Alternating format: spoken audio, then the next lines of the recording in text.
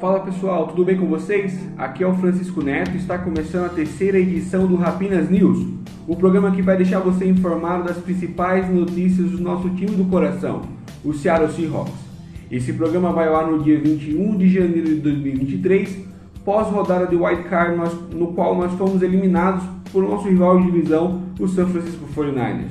Antes de tudo, deixe um like no vídeo, compartilha com o pessoal e se inscreva no canal do Rapinas no Mar aqui no YouTube. Vai ter muito conteúdo nesse momento de off-season, pensando na temporada 2023.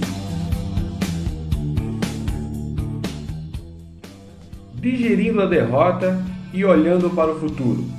Nessa semana, o técnico Pete Carroll concedeu uma entrevista no podcast local, o Seattle Sports, onde foram abordadas questões sobre impressão acerca da derrota para o San Francisco 49ers no último sábado e perspectivas para o futuro. Nós separamos aqui os principais pontos dessa entrevista e vamos trazer para todos vocês. Um dos pontos abordados sobre a derrota para o San Francisco 49ers foi qual foi o principal motivo por essa derrota. E o técnico Pete Carroll disse que Deebo Samuel foi o principal destaque da partida e fez coisas que a nossa defesa não era capaz de fazer. E então destacou como principal fator para essa derrota. Outro ponto é a pressão ao quarterback Brock Purdy. O técnico Pete Carroll falou que faltou pressão ao quarterback calouro e isso o deixou confortável no pocket para fazer as suas leituras e distribuir as jogadas. Então, faltou pressão também é outro ponto destacado pelo técnico. Questionado sobre as diferenças entre as equipes, o técnico Pete Carroll falou que o front seven é a principal diferença entre o San Francisco 49ers e o Seattle Seahawks. Então, os jogadores de linha defensiva e linebackers são as principais diferenças entre as equipes.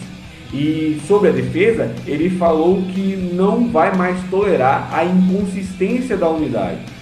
Certamente a unidade foi um dos principais problemas de Seattle nessa temporada.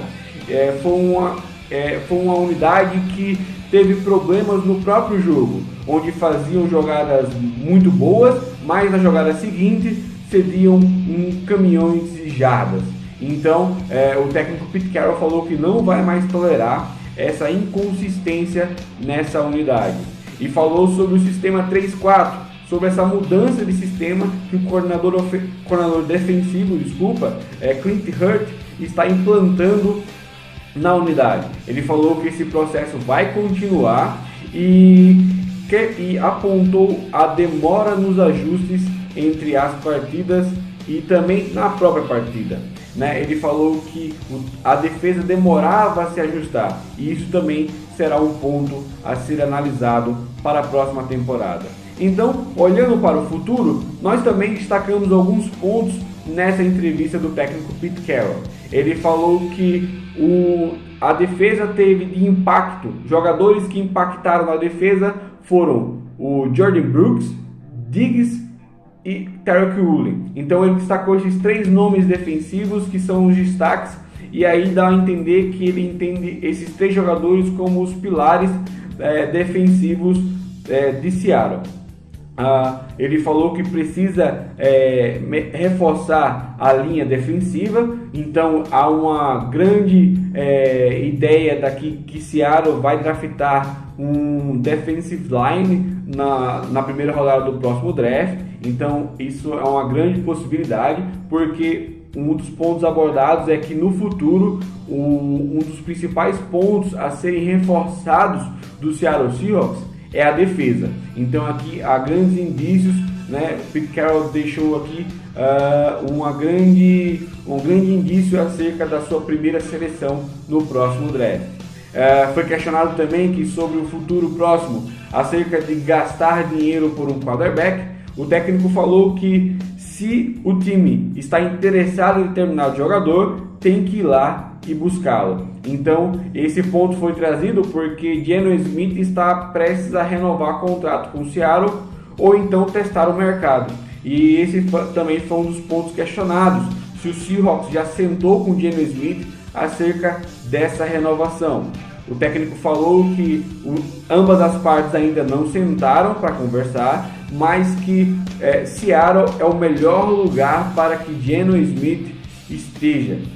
Então, acerca sobre Seattle pagar para ter o quarterback veterano na próxima temporada, então se o time está disposto, está querendo esse jogador, ele vai lá buscar, independente do valor a ser pago. Então, Geno Smith pode ganhar uma bolada aqui para a próxima temporada. Fez por merecer, mas eu acho que Seattle poderia aqui negociar bem e pagar um valor legal para ambas as partes. Não despejar dinheiro, até porque o time tem muitos buracos e precisa endereçar cap para outras posições. Sobre também outro ponto a ser questionado, que foi questionado nesse podcast, foi sobre as 9 escolhas de draft e as escolhas de primeira rodada. Seattle tem 2 escolhas de primeira rodada e está em ótima situação no próximo draft. Ele falou que é um sonho que se torna realidade para John Schneider. Então aqui o general manager do Seahawks tem esse sonho de ter boas posições no draft e teve esse sonho realizado graças aos nossos colegas lá de Denver, que nos deu uma 5ª rodada e a nossa escolha a 20ª nessa primeira rodada. Então é um sonho que foi realizado de John Schneider. Vamos ver o que eles vão fazer com esse sonho, se vão apenas deixar no sonho ou vão tornar realidade, trazendo calouros de impacto para o Seattle Seahawks. E outro ponto, já finalizando essa entrevista, foi sobre qual foi a principal impressão que o técnico Pete Carroll teve nessa temporada. E ele destacou o motivador que é sobre o desejo, o sentimento de ser um Seahawk.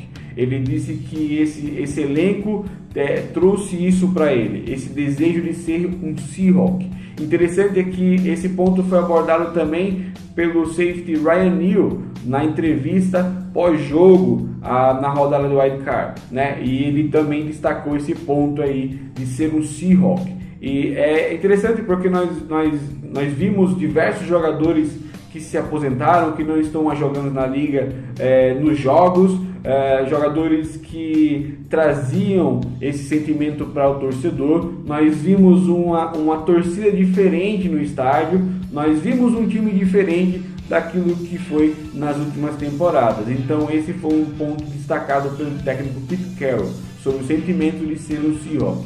Então esse foi os principais pontos conversados no podcast Seattle Sports entre o técnico Pete Carroll e o entrevistador.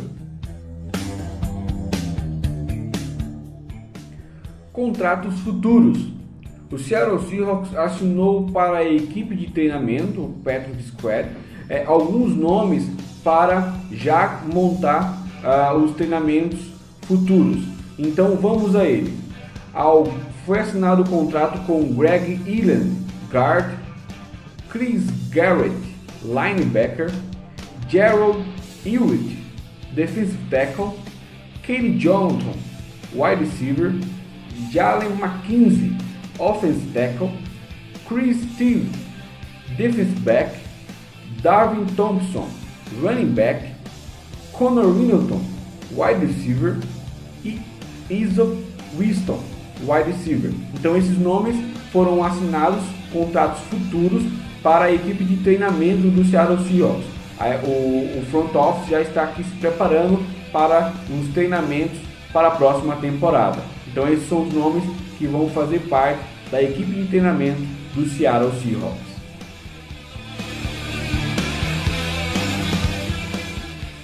Atualizações das lesões. Brian Mooney, defensive tackle, e Jordan Brooks, linebacker, tiveram suas cirurgias realizadas, cirurgias essas no joelho, e estão prestes a iniciar o seu processo de recuperação.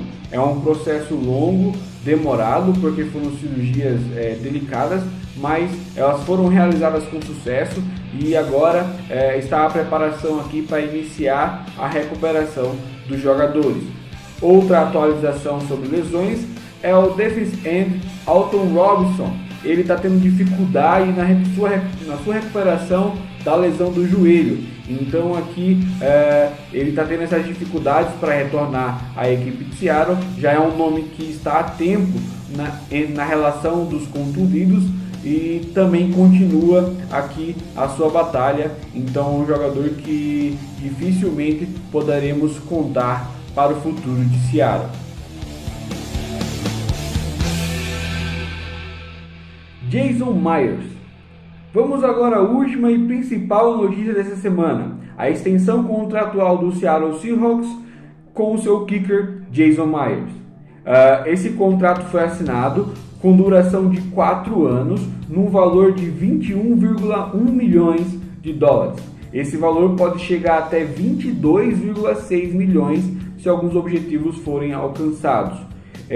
O kicker teve um ano muito sólido. Ele teve 34 field goals certos de 37 tentativas, e se tratando de extra point, seu número foi até melhor. Foram 42 tentativas para 41 acertos. O Jason Myers ele foi perfeito para mais de 50 jardas, teve 6 acertos em 6 tentativas, mas pagar todo esse dinheiro para um kicker, e aí fica a dúvida a ser respondida. Jason Myers ele se torna com esse contrato o segundo kicker mais bem pago da liga em relação à média salarial. São 5,275 milhões ao ano e só fica atrás do kicker Justin Tucker do Baltimore Ravens, com uma média contratual de 6 milhões ao ano. Então, Seattle tem um kicker que vai ganhar muito dinheiro nos próximos 4 anos. Essas foram as principais notícias da semana do Seattle Seahawks. Se inscreva no canal, dá um like no vídeo, compartilha com a galera e vamos para essa off-season, que é o momento em que as equipes campeãs são formadas. Então fica conosco nesse ano de 2023 e já pensando na próxima temporada. Vai ter muito conteúdo aqui no YouTube, isso trazendo Seattle Seahawks para a torcida aqui do Brasil.